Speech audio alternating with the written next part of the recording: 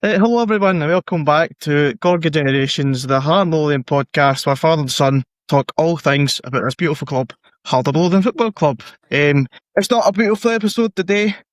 We're going to obviously talk about our 4-0 defeat away to Sturm Graz in the Champions League Qualifiers. We'll discuss, obviously, our trip to Austria as a whole, and hopefully we can restore some pride on Tuesday night in the home leg. But we'll start off. How are you anyway? How are you feeling after our trip?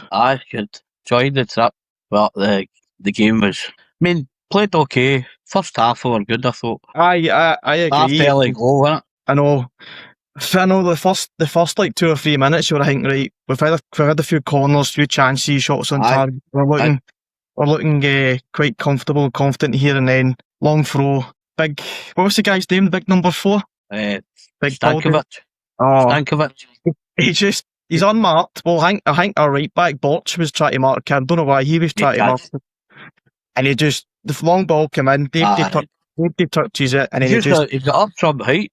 He got up from height, but it's a goal that could have been prevented. You know. Yeah, I know, silly goal, but it was a bullet header for the guy. I felt Swallow was a good goal for them. If on their side it was a good goal, but for us it just because we started really well first. I don't know when was the goal, 5 minutes or something. I think it was. And we started really good, and then that just took the wind out of field right away. But to be fair, the Hearts kept at them. Yeah. No, I would say Hearts were the better team in the first half. I agree. I feel like we controlled the midfield. We were passing about quite confident. Like the more we went on, you feel like we're getting more comfortable in the ball. Like Harry Milner's a good few runs on the left hand side. The chances in the first half we missed were just brilliant chances. But that's the fine margins in European football. Yeah, if you don't score the chances, you're going to get punished, and that's exactly what happened. Well, obviously in the first half, Sturm Graz had 2 brilliant chances. The first one they scored, and the second one they get the same guy, number 4, hit another header for a corner, hit the post. Oh, that's right. That's 2 chances. That's right. Yeah. That's the post the second half. Didn't they? Not the post the second half at all. Aye, but then obviously we've had Kabori with a great chance. It comes into the left hand side. He just took a swipe at it, and anywhere he puts it right to the goalkeeper. Anywhere else, it's in the back of the net. Aye, in the corner. Aye. And then I don't get what was going through Kizzy's head for that chance. Aye. Like the whole goal's in front of him, ready to go. Just hit inside of your foot, just hit it anywhere, and he toe pokes it and puts it wide to the right. I don't know. Even the Messi just get it in the net. Let's wait for it. I don't know if he's seen Kabori and he's calling his eye on the right hand side, trying to play off to him. I don't know what the hell he's seen, but just get your laces through it, side foot, anything, and just put that at the back of the net, and that's 1 each, and then we're back in the game. Yeah. But second half, man, just crushed everybody, didn't it? It crushed absolutely everybody, man. I know. So the 50th minute, they get a corner kick, and it was guy unmarked at the back post. It's just a straight header, number 2, wasn't it? Yeah, silly goal they concede, and then that's it. The heads are done. I thought, and then just 9 minutes of madness. Like that was it. They conceded 3 goals. Like we were saying at half time each other, like, right, we're playing all right, we're playing well. I'd even take 1-0 back to Tynecastle now, we'll get a result back at Tynecastle, and then 9 minutes later, man, we were doing it out, man. Crazy, isn't it? Crazy. It was never a 4-0 game, it was just stupid mistake. If you look at the stats as well, it was like we had like 19, 20 odd shots. They had about the same kind of possession stats, same everyone stats, obviously apart. The only thing that was different was the main stat, was the goals. They scored 4, we scored 1. More possession than them. Oh, I know. I would know about 60% or so. I need to look at it again. I'm not sure. I can't remember. I need more. But we had a comfortable at times with the ball, and just silly mistakes. Aye. Crazy. Because they took their chances, we never took them. Aye. I don't know. That's a fine margin in football. I know, that's it. That's the main stat. The main stat, you can talk about possession and shots and passes and all that, but the main stat is they scored 4, we scored none. So that's the thing, but just the defensive issues, like McCart looked a bit lost in most of the goals. the box or right back, you can kind of understand why McInnes hasn't played him all season, last season. You get caught out a few times. How many times the ball went over the top and he's looked at it and he's been caught underneath it and the guy just ran through? Loads of times. He never let it go. I don't like slagging anybody. We're not slagging him, we're not playing it. You don't like slagging him. He had a poor game. He had a poor game. Don't make up. I quite liked the other, what's that guy's name? Bacon Walcott. I thought he played through the first half, he was excellent. Because we were obviously like behind the goal in the first, like when we were defending. I thought he looked solid. I thought he tracked all the runners. He was getting stuck in. Good challenges, good blocks. Good challenges in that. I thought so too. But I just fell apart, and I just said. And then the first half as well, they get that penalty kick, which is obviously VAR overturned it. But you could clearly see for the stands it was never a penalty kick. No, I'm shouting, screaming, never a penalty. Is it that, wasn't it? The ref was never up with play. I thought he was behind the play all the time, that guy. I don't know where he was fit. I don't know what if he was. I don't know, I never checked that out, actually. I was really impressed with the referee. But I blew up second 9 minutes, and then even after the fourth goal, we made our subs, and it felt still. We were comfortable, but we weren't much of a threat. But the game's done by then. You can't really tell there because the game's done. But there was quite like that number 19, that Gundouz. There was some he was good. He looked as if he wanted to take the ball all the time and that. Confident, not maybe taking the ball. So I think he'll be a good player for us this year. That's what I was going to say. There's like promising signs with the new players coming on. Like obviously you're saying Gundouz looks solid. I watched Renaud, the French guy, against Lovey. I thought he stole that game. And then I don't know. He was good against Vallecano. He's had two good performances, and he's not been playing against obviously the first competitive game of the season. I don't know what was going on there. But I don't know. I'd like to have seen him playing early, the first half, you know what I mean? The start lining up. We obviously know about Baisai, how he's been no well, so I understand why he didn't play the whole 90 minutes, but he looked promising. He looked busy enough. He didn't stop, he just kept going for the ball and chasing lost causes, and he looks good. He looks comfortable on the ball right enough, but I don't know. Like, the only thing I was disappointed with was Miller and wide. I didn't feel like he never done enough, did he? Never done a lot. Didn't really take him on.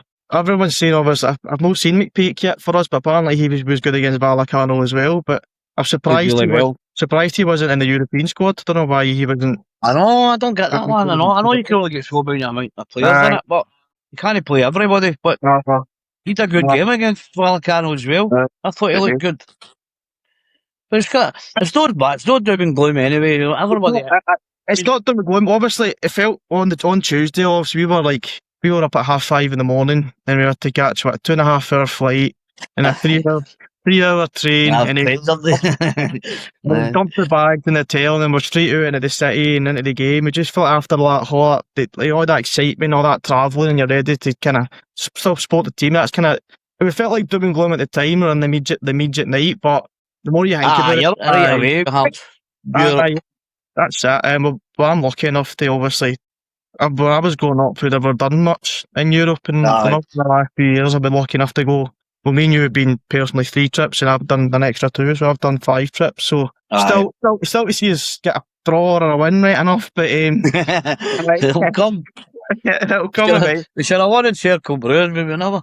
But it's also a great experience. Like there's nothing better than following your club away in Europe. But kind of a good feeling getting on a plane. Like you're not going on holiday. You're going away to support your club in a major competition. You're surrounded by fellow Hearts fans. Like there must be 2,000 there. I know the official away and they only hold 1,300, but it felt a lot more than that. Everywhere you went, there were Hearts fans everywhere. So I'm going to assume a lot more than that, doesn't it? I'm going to assume there's about 2,000 there because there is a few dotted about the home end as well. But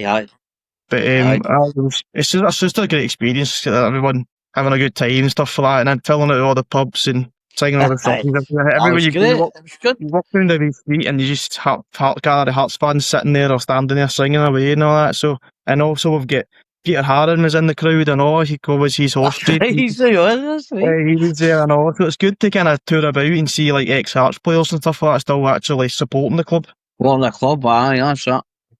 Good, it was good. Aye, a good bunch of lads, man. That we met as well. Everybody we met. Everyone was great. But even like the Sturm Graz fans as well were the ones that we've kind of talked to. They were friendly ways. They were the fans never stopped singing the whole game like the ultras behind the other goal. They were dead loud, man. They're ultra group. It was a full stand, really, wasn't it, behind the goal? Full stand behind the goal. Bouncing about and singing like different, just like throughout the 90 minutes, there was like different banners coming up, different displays and all that. There wasn't just a one display. Kept changing. I thought they were brilliant. They made some artists. They did. Aye. They were winning as well, maybe helped. Yeah. And it's one of their first games of the season as well. Aye. The noise they made. I don't know if it was like that feed I won for them. I don't know. They probably would have been, true, but the noise they made when they scored the goals, man, it was for a stadium. I think the capacity was about 16,000. So for a stadium that small, the noise was a lot better than most like major stadiums in England. Like it's just the European culture. Better atmosphere. They make a brilliant atmosphere in their stadiums and that they do. The European, everywhere we went, even that time we went to Venice and to see Venezia. Aye. What was that like? That was a Serie B game, the crowd was buzzing, man. Aye, the place was buzzing, but it's just a different culture over there, and they just don't they just sing and support their team no matter what. Constant, innit? It was great, man. Maybe that's a lesson the fans need to take. Aye. Keep it going and that. Keep getting behind the team. That's it. That's what we need to do. So we need that support as well. And it was a nice touch for some of the Hearts players as well to stay back at the end of the game for a good while. Obviously, Claudio Braga was leaving anyway, isn't he? Keeper. He was the other Braga, he stood there and we were singing the Claudio Braga song, and he was like, tears, like he was breaking down in tears, but I don't know if that was a goodbye message or if he was just that heartbroken how he played, and because he's always dreamed about, he's always said he wants to play in the Champions League, so I don't know if that's how disappointed they've played and that's what's got to him, but I don't know, but it was a nice touch, and obviously Kizzy was here as well, and so was Carjota. Before him, stood there for a good long time. Sweet. So that was a nice touch. I didn't really understand that, why they done that. But I don't know if it was just to show the appreciation for the fans travelling, and also like Kizarides put a post out on Instagram that they're at the next as well. So I just hope they use that, and the show. Obviously, the fans are still there supporting them. I always will, won't we? Hopefully, they get a bit of pride restored on Tuesday night. But Tuesday, just we need to win the game, get a good momentum started before we got to Aberdeen next week. Yep. 100%.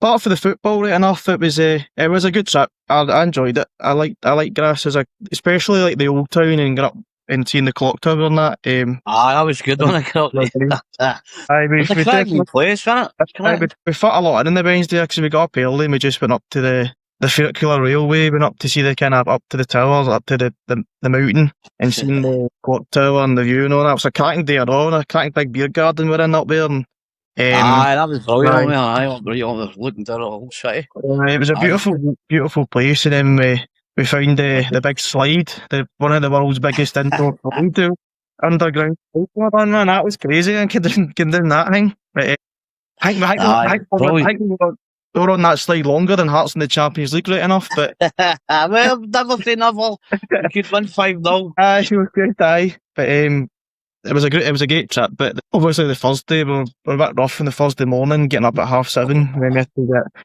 But was it a 3 hour train? Then 3 hour train. Then an hour and a half, nearly 2 hour bus back to Bratislava, and then fly back to Bratislava. But it was pretty much an all day travelling. But there's quite a lot of Hearts fans. Nearly all Hearts fans when they play, they were waiting him that way.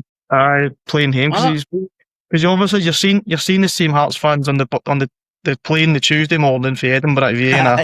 Back to back. So you think, they've done the exact same route as us, Edinburgh to Vienna, Vienna to Graz, then back to Vienna, and then back to then Bratislava Airport, and then back home. So it's crazy the lengths of what we do to follow our club all over. And the same for every other Scottish British team. They travel to the end of the earth to go and watch their team, man. It's crazy. They do.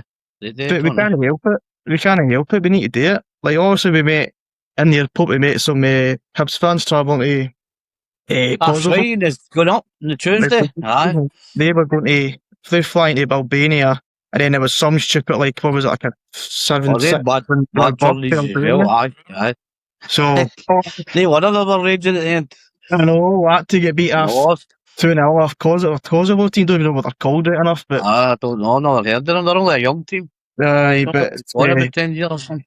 Crazy, man, the things we do for I know they do shove travels for a lot of money as well, but I know. They pay forces to do it, we just do it anyway, don't we? That's that, we can't help it. It's in our blood, we need to do it, we travel home and away, so. So obviously we're 4-0 down, we enjoyed our trip, football was rubbish, but we've got a Tuesday night, we've got the third leg against Sturm Graz, travelling to Tynecastle. I hope that we can get a positive result. I'm not expecting us to win 4-0, 5-0. I don't think that will happen because they'll probably score. But I want to see a better performance and positive, and hopefully we get a win.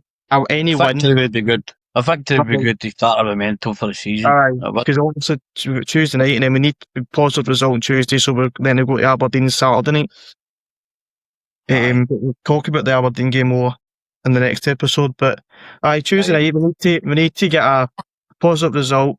Hopefully we see some changes, maybe Gendouzi and Renaud, and maybe Baisai could be fit enough to play the whole 90 minutes.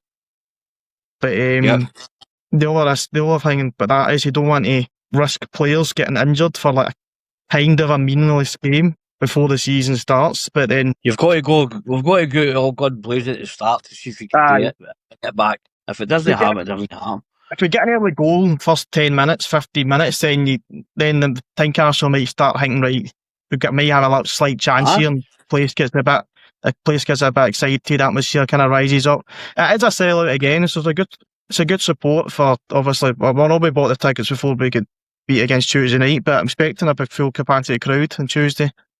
So there'll be a good atmosphere, and they should bring a decent support as well, Sturm Graz. They will. So it should be a good atmosphere, and we're in the Roseburn Tuesday night as well, so we were right next to the away fans. So because we were too late to buy tickets to get our normal seats in the main stand, so it'll be different in the Roseburn. See what it's like again. They've been in there for, like you said, a good 2 years, so. And it'd be a better atmosphere, probably right next to the Graz fans. So you're right next to the Graz fans. It's going to be good to see them. But I'm looking forward to it. A good night. Hopefully we get a positive result and better performances. Just hope we get celebrate a goal as well. Even we get a win, that's still good for the coefficient. So we'll still get some points for the coefficient if we get a obviously win no matter what. So there's still a lot of stuff to play for. Yep. You get money, don't you? You don't get money. Points. Every point you get more money as well. I think it's somewhat. I know you get so many money for like a draw and a win, but then you also get a win. You also get coefficient points for a draw and a win. So obviously to help the league better. It's got to help. We've got to win the game. We've got to go and win the game. I think he'll set up to go and win the game. I think he'll play an attacking team. But that's how he plays. He plays attacking football. And as I said Thursday night, last Tuesday, we played well. Yep. Just some silly mistakes. 9 minutes. 9 minutes is crazy mistakes. But otherwise, we played well, passed the ball well, attacked, made chances. So it's not that bad. No, it's not bad. It's not. I think we'll win it Tuesday. I hope we do. I think we will play better. I don't know how they'll play, but that's the only thing. I don't know if they're coming here and thinking, let's just sit back and see how the game's done. Game's done. Well. I don't know if they might kick into gear and if we score 1 or 2, but I don't know if they don't need to come in here and go back to Tynecastle and go guns blazing and try and win the game. They can just sit back casual. No. So but it'll be interesting, especially if we score an early goal. It'll be an interesting game if we can do that. But I see we've talked about if we can go in with 2-0 at half time. Who knows? It's not team, man. It's not, you know what it's like. That's it. We've got Hearts going to win 4-0. and then we'll win in penalty kick. Oh, how good is that be? But Guaranteed Europa League after it, and all man, it'd be even sweeter. But nah, I don't. We'll see anyway. We'll go there with hope and belief that we can get something, but we just need to wait and see. That's all we can do. We've got new midfielder in we signed for Forest Green, Mendy. He's in the building now. But he obviously he's signed as well. He could be a good player. I don't know. Obviously, he can't play on Tuesday because he's in the but just there will be more coming in the door. Maybe some more outgoings. Because I remember after we played Ray Rovers on Friday night, Franken came out saying that there's a lot of players that need to step up basically, or they could be out the door. Well, that's true. Aye. He didn't name names, but he just said there's a few players in this squad that are not ready, not good enough for this level or this team. So I don't know. Well, you want too big, you don't want too much of your squad, but obviously you need quality. You need quality. That's a big one. We've obviously guys that are bringing on as a sub, they're just as good as the guys that's getting off. You know, that's what you need. That's what we had last year. There was guys coming on and, you know what I mean, they were changing the game. You want to go through, we're not dead well now. Bring somebody on that's going to change it. I mean, there's years gone by, you were looking at the bench and going, there's nobody on that bench, I don't think it's going to make any difference to this game. And last year was different. So I thought we guys that could change the game and coming off the bench, and I think probably this year will be the same. We will get more quality squad, you know what I mean? Squad. Maybe missing another good striker, but every team's looked for that. Every team looks for a good goal scorer. That's what I was going to say. We are needing another striker, another goal scorer. But I don't know if it's rumours or paper talk, but there's seen something that I think it was a player was AFC Fylde for England, like kind of low, like a really low league team in England. Apparently, there's been a striker for them. I've just seen it briefly this morning, but we definitely do need another striker because Baisai looks a good player, but I don't think he's one of the kind of players that's going to score like 20 odd goals a season. No. So we need a clinical striker. And definitely. Braga as well. It's just trying to fit him into the picture because he's been kind of choosing. He was everywhere. He was like in the middle, then number 10. He runs a bit bad, doesn't he? He's a good player. Yeah. It's just he's better off in the middle of the park as the striker. So I don't know if he's going to try and partner two up front. I don't know what he's going to do, but play him behind them. It's just A and C. It's going to be. We need to be patient. That's what we need. It's going to take time. I don't think we're going to get results instantly like last season. I hope we do, but I don't think we might. But we need to be patient with this new system as well, because last season nearly winning the league was probably one of the worst things that could have happened in this new model, because it does take time. Especially when we've got a different manager already. Aye. So right away you've got a new manager coming in, but nobody expected what was going to happen. But you just got to trust the system, you know, that's all you can do. It does work, but it even took a few years to get up, to be challenging up the top, like Europe places. Union Saint-Gilloise, they won the league, was it 2 years ago? But it took them a good maybe 5, 6. I think they went through maybe 3 or 4 managers to get to win the league. And it's going at the start of it all. Aye. So this new system, I know a lot of Hearts fans are expecting us to be challenging first, second, every year. Which we should be looking at third every year. Fourth is like being a minimum. That's panic stations down at fourth, but you should be looking at top 3, fourth as a safety net. Any less than that, we're going back again. Because for me, like for Hearts, for growing up watching Hearts, you get one really, really good season, followed by 2 or 3 utter rubbish seasons. And you get the one good one again, but we need to cut that out. I've never been consistent every single year. No, we need to start being consistent every season, getting the European qualifications over us, try and get into the Europe, try and get the money, keep flowing in. But that's a new model, and that's what we need to do. But we'll look forward to Tuesday night. Hopefully get a positive result, and then we'll discuss what happens after that game, after full time, see what happens. Hopefully we're celebrating a famous 4-0, 5-0 win at Tinker. Aye, another plays me more. And start planning a trip to European football again this season, but we'll see anyway. But thank you everybody for listening and joining us. Please follow us, subscribe to us, and we'll see you next time. Bye.